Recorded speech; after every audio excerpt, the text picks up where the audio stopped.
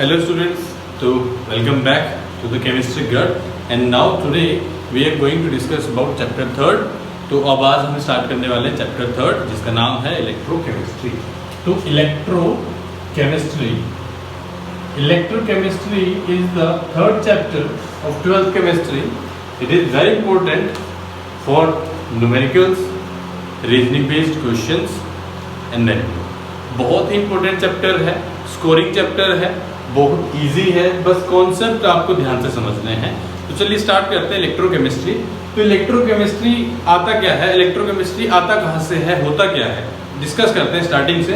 Electrochemistry देखो यहाँ दो वर्ड हैं, इलेक्ट्रो और केमिस्ट्री, इलेक्ट्रो और केमिस्ट्री, ठीक है।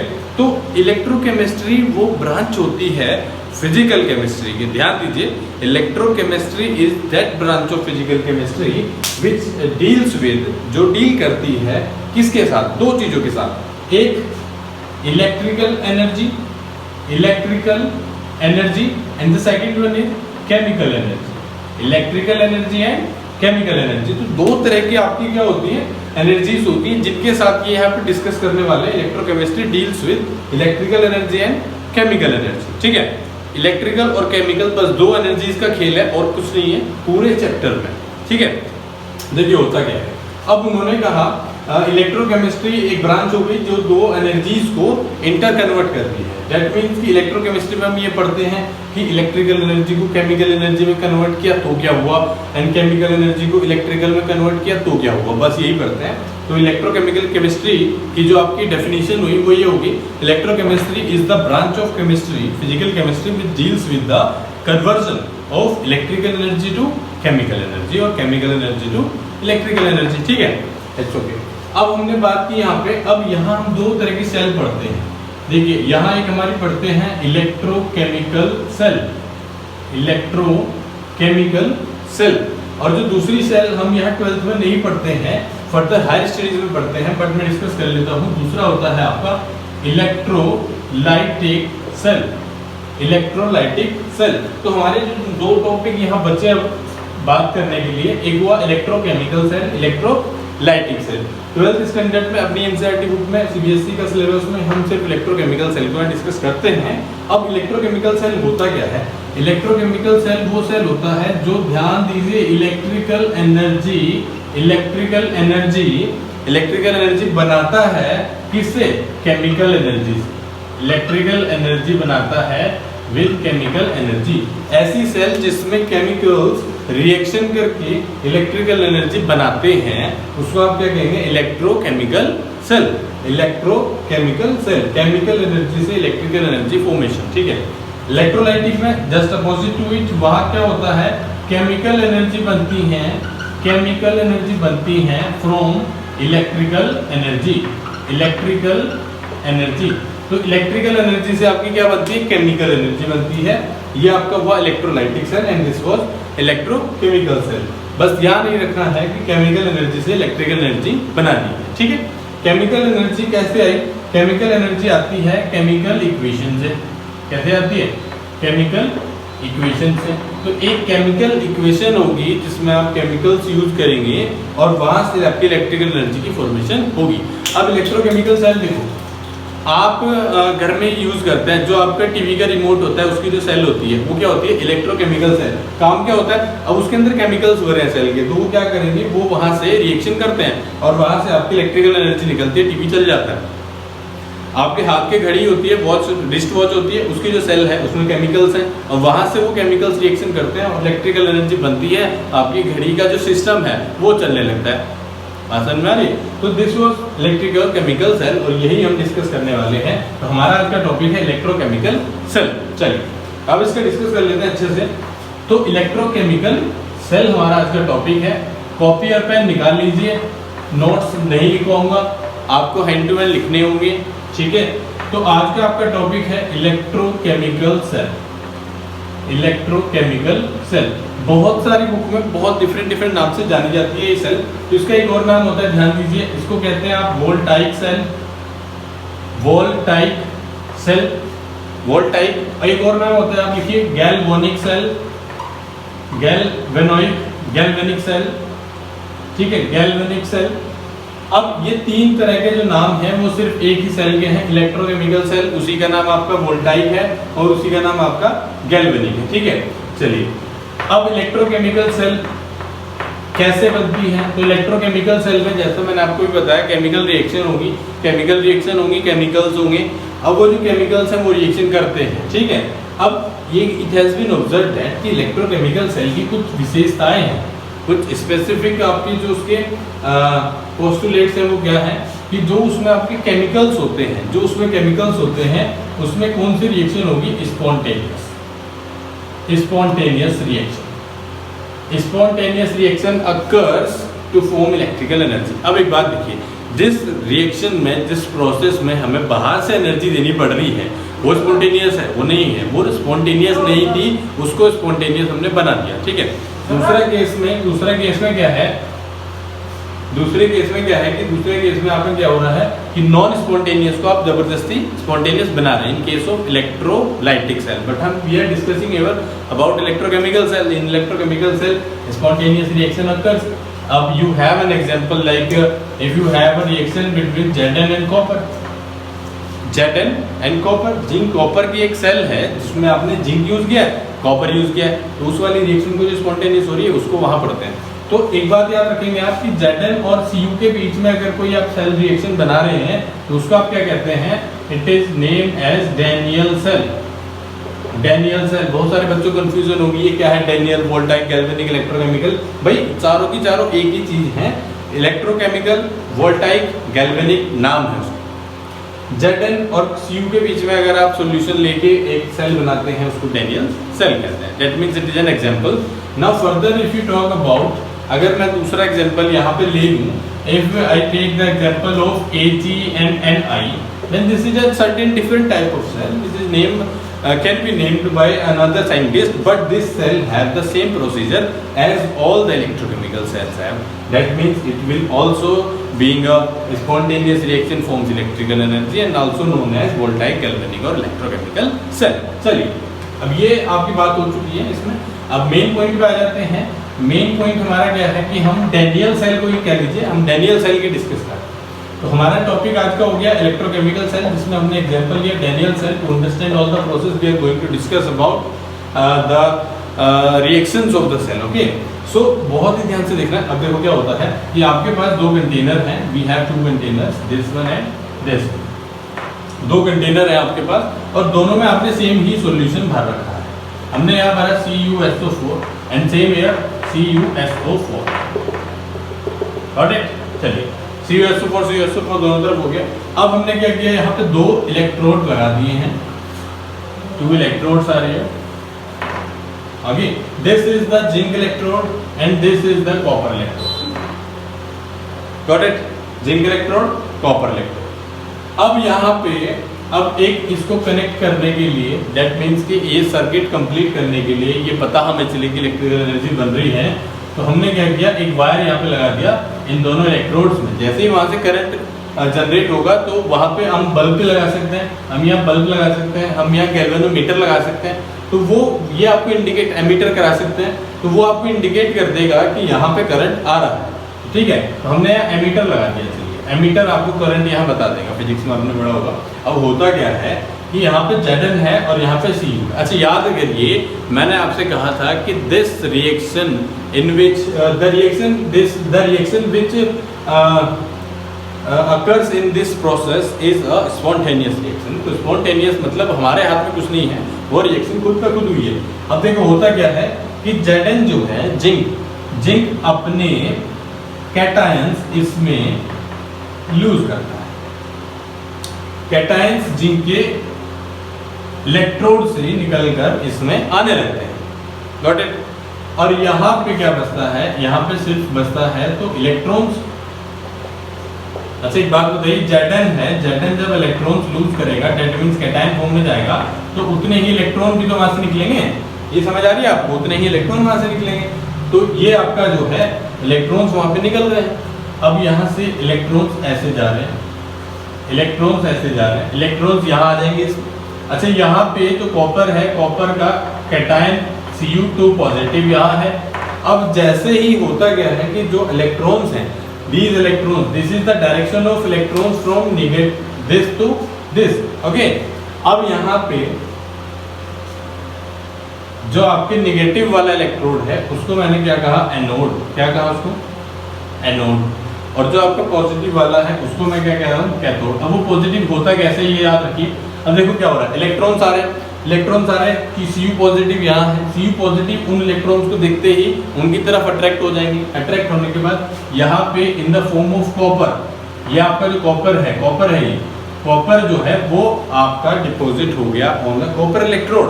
अब वो होता कैसे है, आपके पास क्या था, Cu+2 सॉल्यूशन के अंदर, और जैसे ही उसने इलेक्ट्रॉन पकड़े तो वो क्या बन गया, कॉपर, और in the form of solid, in the form of solid, ठीक है। तो in the form of solid वो यहाँ पे आके अट्रैक्ट होना स्टार्ट हो गया। अब यहाँ होता क्या है, अब देखो ये ऐसे तो न्यूट्रल है, ये वाला इलेक्ट्रोड वैसे तो न्यूट्रल है, but in comparison to this is totally negative, we can say it is positive electrode. इसको क्या कह दिया मैंने, ये कैसा है, पॉजिटिव, और ये कैसा है, नेगेटिव, याद रखना है आपको, ठीक है।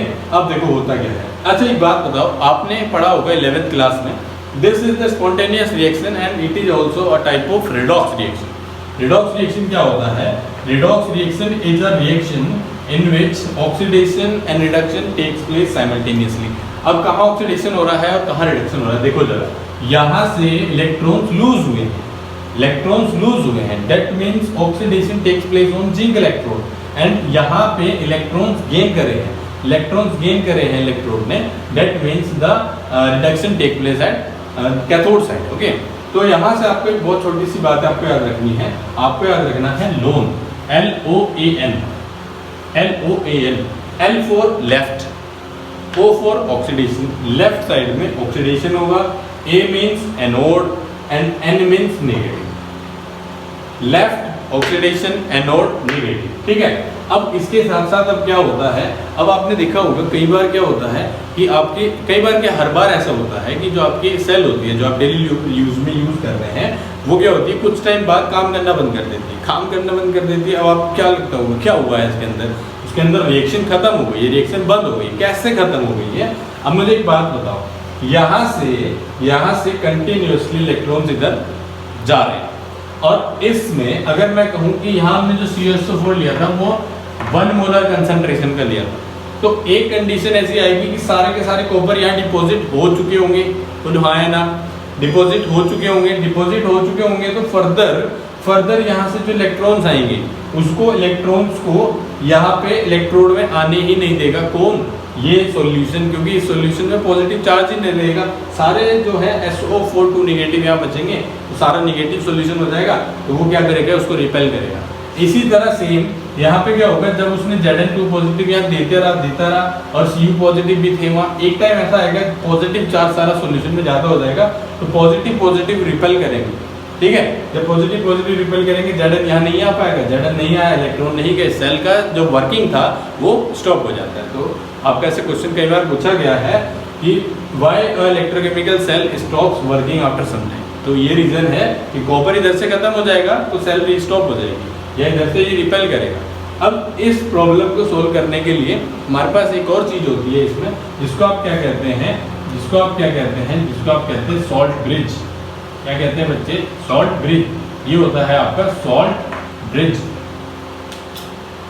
ब्रिज, ध्यान रखेंगे इसको, सॉल्ट ब्रिज। अब सॉल्ट ब्रिज में आपके पास कुछ क्या होता है, इलेक्ट्रोलाइट। अब याद रखने वाली बात आपको बहुत ही इंपॉर्टेंट हिसाब बना के है कि जो आपका इलेक्ट्रोलाइट है, इलेक्ट्रोलाइट जो आप ले रहे हैं यहाँ पे, डेट मस्ट बी इनर्ट। कौन कौन से ले सकते हैं आप, KCl ले सकते हैं, KNO3 ले सकते हैं, और भी बहुत सारे हैं, ठीक है। सेकंड आपने क्या कहा, उसमें एक और चीज होती है, उसमें होता है अगर सॉल्यूशन।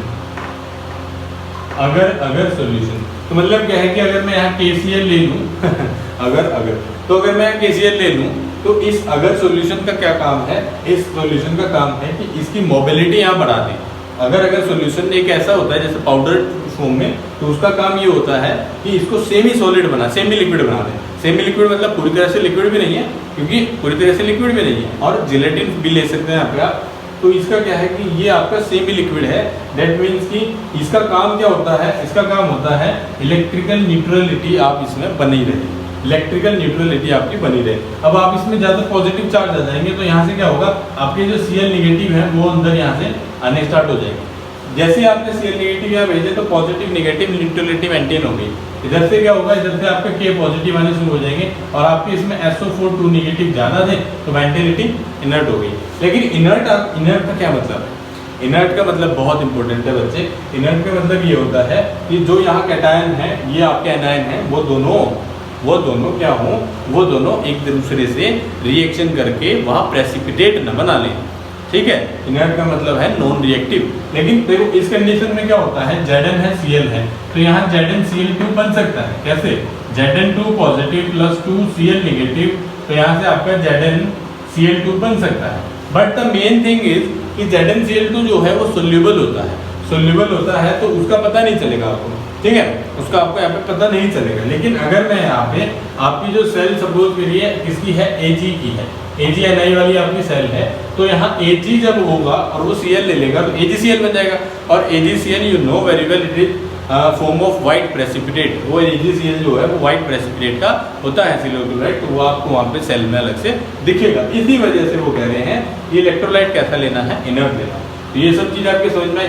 तो मैं इसका एक आपको ब्रीफ में बता देता हूँ दोबारा से, वो ध्यान दीजिए। आप देखो बोलना क्या है, स्क्रीनशॉट ले लीजिए इसका। लोन आप याद रखेंगे, लोन मतलब लेफ्ट ऑक्सीडेशन, एनोड और नेगेटिव। देखो होता क्या है, आपके पास एक चीज लेफ्ट में थी, तो जो आपकी लेफ्ट में थी और एक आपकी राइट में थी। मैं पॉइंट वाइज आपको लिखवा देता हूँ सब कुछ। तो लेफ्ट में आपने क्या लिया था, जिंक इलेक्ट्रोड, और राइट में आपने क्या लिया था, कॉपर इलेक्ट्रोड। राइट में आपने क्या लिया था, कॉपर इलेक्ट्रोड। अब जिंक ने Zn2 पॉजिटिव बनाया था, that means loss of electrons. Loss of electrons is oxidation, loss of electrons is oxidation. और आपका जो यहाँ Cu2 पॉजिटिव था उसने 2 इलेक्ट्रॉन्स गेन किए थे, और गेन करने के बाद Cu सॉलिड बन गया था। That means this is reduction. Reduction is gain of electron. When gain of electron is take place then it is reduction. और यहाँ क्या हो रहा है, जिंक से Zn2 पॉजिटिव प्लस 2 इलेक्ट्रॉन निकल रहे हैं। ठीक है, ऑक्सीडेशन। अब यहाँ ऑक्सीडेशन कहाँ हो रहा है, लेफ्ट साइड। रिडक्शन कहाँ हो रहा है, राइट साइड। ठीक है, ओके। जिंक इलेक्ट्रोड हमने कैसा कह दिया, अब निगेटिव। हमने अभी देखा निगेटिव कैसे हुआ है, क्योंकि इलेक्ट्रोड पर निगेटिव चार्ज रह गया है बच्चे, और इधर क्या हो गया, ये पॉजिटिव हो गया in comparison to negative electrode. Okay, अब और क्या बचा इसमें, और हमने यहाँ यूज किया एक सॉल्ट ब्रिज। इसको ऐसे आप डिफाइन कर सकते हैं, सॉल्ट ब्रिज। ठीक है, अब लेफ्ट साइड का जो ऑक्सीडेशन है उसको अगर मैं कहूँ कि सेल रिप्रेजेंटेशन की बात कर रहे हैं, सेल रिप्रेजेंटेशन, तो सेल रिप्रेजेंटेशन में आपको कैसे करना है, सेल रिप्रेजेंटेशन में आपको कैसे करना है, अब जो लेफ्ट में है वो पहले लिखना है। लेफ्ट में ही रहेगा, राइट में ही रहेगा। तो लेफ्ट में क्या था आपका, देखो जरा, लेफ्ट में हमारा Zn था, और Zn से हमने क्या बनाया बच्चे, Zn+2। नो प्रॉब्लम ना, ठीक है। अब यहाँ ये जो है ये एक्वस फॉर्म में है, और इसी की आप कॉन्सेंट्रेशन लिखेंगे। ठीक है, उसके बाद राइट साइड में क्या था आपका, Cu+2 एक्वस फॉर्म में था, और उसी के फिर आपने क्या बनाया, कॉपर। ठीक है, Zn आपका सॉलिड था और वहां कॉपर आपका सॉलिड हो गया है। याद रखेंगे इसको, जब आप ये रिप्रेजेंट किया, नजदीक लिख देते हैं थोड़ा, Cu+2 और इससे आपका बना Cu सॉलिड, और ये आपका कैसा था, एक्वस। यहाँ पे एक चीज आएगी ऐसे, जो मैंने अभी आपको बताया क्या है, ये है बेटा सॉल्ट ब्रिज। सॉल्ट ब्रिज का फंक्शन क्या है, ध्यान दे जरा। सॉल्ट ब्रिज के फंक्शन क्या होते हैं, पहला सॉल्ट ब्रिज का काम होता है इलेक्ट्रिकल न्यूट्रलिटी दोनों तरफ बनी रहे। इलेक्ट्रिकल जो आपकी न्यूट्रलिटी है वो दोनों तरफ बनी रहे, और सॉल्ट ब्रिज का काम है कि जो मोबिलिटी है वो भी इसमें मेंटेन रहे। डेट मीन्स कि इनर्ट आपका इलेक्ट्रोलाइट हो। ये दो चीजें इंपॉर्टेंट सॉल्ट ब्रिज के बारे में याद रखना है आपको। ठीक है, तो ये सेल रिप्रेजेंटेशन है। कोई भी आपके पास सेल आएगी तो आपको एकदम से समझ जानी है कि लेफ्ट साइड में जो लिखा है वो ऑक्सीडेशन है, यही आपको समझना है, और राइट साइड में जो लिखा है वही आपका क्या हो रहा है, रिडक्शन। ये चीज आपकी थी about the electrochemical cell galvanic cell, voltaic cell. Example हमने आज लिया डैनियल सेल का। लोन आपका याद रखना है, आंख बंद करके कुछ समझ आए ना आए, ये लोन याद रखना है, लेफ्ट ऑक्सीडेशन एनोड और नेगेटिव, ठीक है। तो नेगेटिव को हमने क्या कहा, एनोड, और इधर क्या कहा, कैथोड। तो ये बहुत ही इंपॉर्टेंट है, कुछ चीज समझ ना आई हो तो कमेंट में आप कर सकते हैं। तो ये आपका था about the electrochemical cell, okay.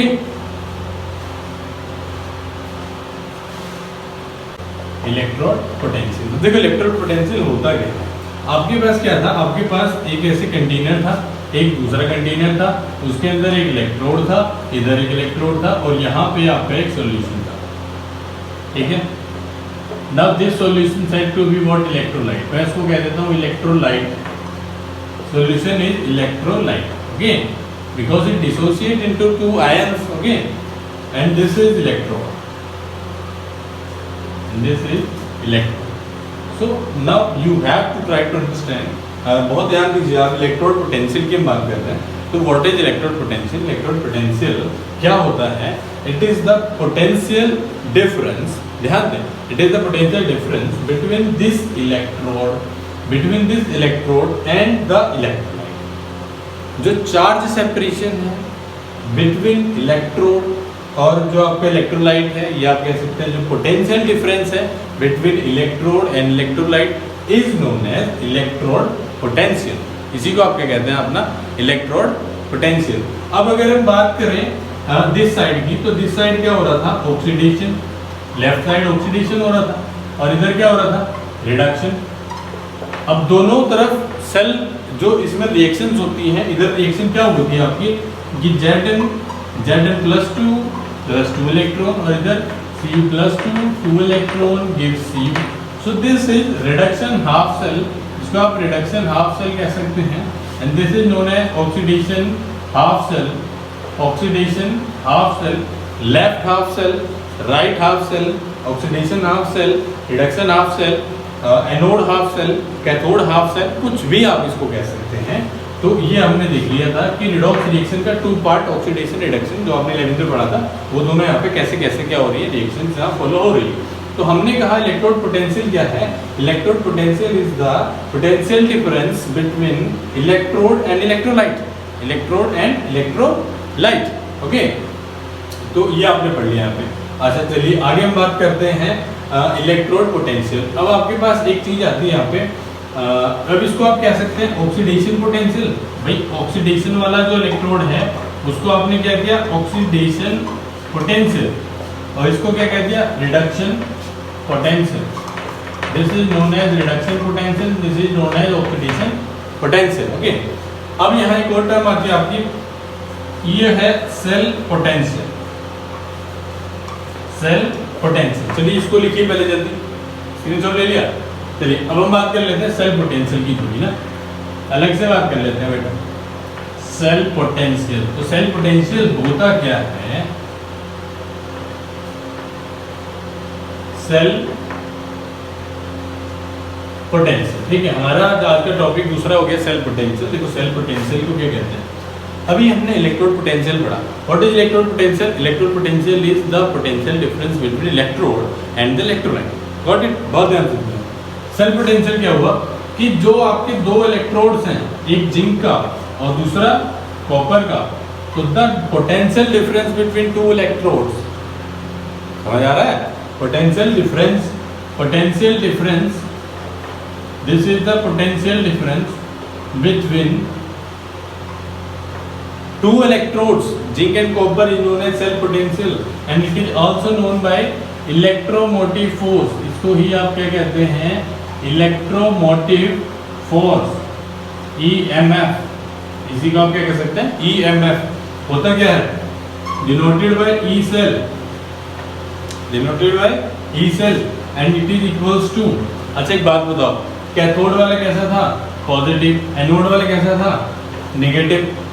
Cathode वाला था आपका पॉजिटिव एंड एनोड वाला नेगेटिव, मतलब इसका जो इलेक्ट्रोड पोटेंशियल है वो पॉजिटिव आया है, ओवरऑल चार्ज इस पे पॉजिटिव है, ओवरऑल चार्ज इस पे नेगेटिव है, इलेक्ट्रोड पोटेंशियल नेगेटिव आ गया। तो नेगेटिव वाले में से पॉजिटिव माइनस करते हैं, या क्यों, देखो माइनस जब आप करना पड़ेगा, आप लिखेंगे यहाँ E माइनस E। अब E ऑक्सीडेशन अगर मैं यहाँ लिख दूँ, और ई रिडक्शन में अगर यहाँ लिखूं तो ई ऑक्सीडेशन, तो ये ऑलवेज निगेटिव है कि नहीं? ई ऑक्सीडेशन तो निगेटिव है, तो आप यहाँ क्या लिखेंगे पहले? रिडक्शन। वो हमने इसलिए लिखा है कि जो आपका निगेटिव चार्ज था वो उसके अंदर आ जाए। अब क्या हो जाएगा, देखो यहाँ ई रिडक्शन और माइनस, और ये तो ऑलरेडी माइनस रहता है, तो यहाँ आपका आ जाएगा ई रिडक्शन प्लस ई ऑक्सीडेशन, ई रिडक्शन प्लस ई ऑक्सीडेशन। ठीक है, तो दिस वाज ऑल अबाउट। अब अगर इसमें क्या हो कि आपको स्टैंडर्ड रिएक्शन दी जाए, स्टैंडर्ड कंडीशंस दी जाए, जैसे टेम्परेचर आपको स्टैंडर्ड दे दिया, सारी कंडीशन स्टैंडर्ड हो गई, तो उसको आप उस पॉइंट को आप क्या कह देंगे? उसको आप कह देंगे standard electrode potential, standard electrode potential, and it is denoted by E naught cell, E naught cell, E naught cell, इसको आप क्या कहते हैं? E naught cell. ठीक है, चलिए।